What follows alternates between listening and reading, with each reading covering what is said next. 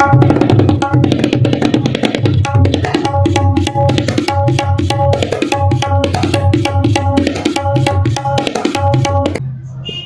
जिल्ह्यातील संत गजानन महाराज सेवेकरांच्या माध्यमातून मार्गशीर्ष महिन्यानिमित्त एरोंडल ते शेगाव या पायवारीचे आयोजन यावेळी करण्यात आले होते।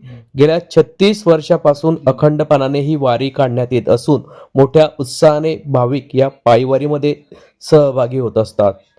पारंपरिक वेशभूषा परिधान करत संत गजानन महाराजांचा जयघोष करत ही पायवारी एरोंडल ते शेगाव येथे काढण्यात आली। गेल्या 36 वर्षापासून गौरी समूहाच्या वतीने या पायवारीचे आयोजन करण्यात येत असून वावडदा येथे या वारीचे मोठ्या उत्साहाने स्वागत करण्यात आले। या संदर्भातली माहिती आज दिनांक 9 डिसेंबर रोजी दुपारी 4 वाजता माध्यमांना यावेळी